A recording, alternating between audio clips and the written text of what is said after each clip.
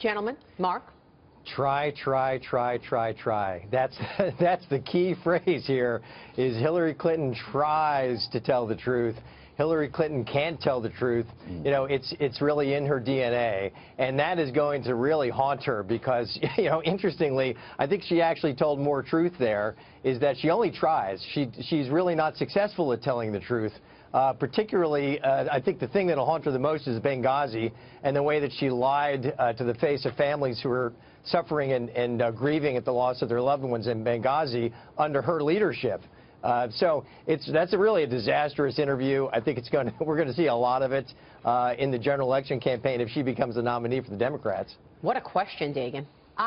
Is there any way for her to overcome this at this point? Because again, her supporters have dismissed her lack of trustworthiness over and over and over again, and it slapped all of them in the face in New Hampshire. And then you have a response like this in a general election, even if she happens to win the nomination. How does she overcome this?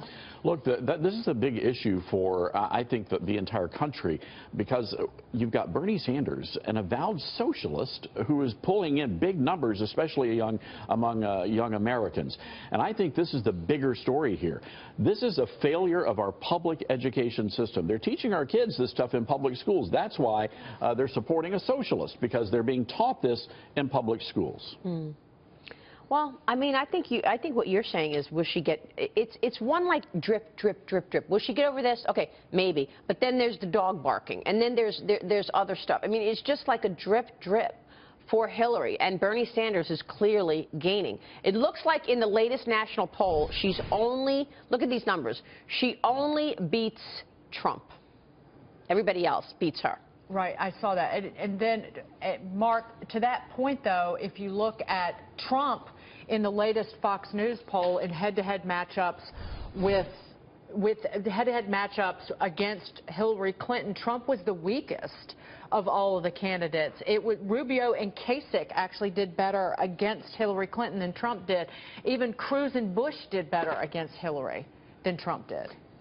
Yeah, that's unusual. It's hard to interpret exactly what's going on there in the polling, particularly because I've said for 2 years now that this is going to be a unique election in that whereas Republicans typically pick a prior runner-up in the nomination, it's the Democrats who are doing that this time.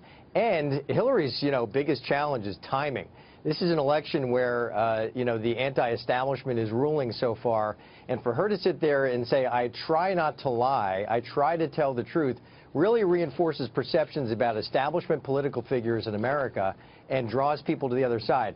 These matchups this early in the race, I don't think means a lot, frankly, and candidly, I think when we're able to pick a nominee, we'll have much sharper contrasts, particularly, outsider versus establishment Hillary Clinton. Yeah.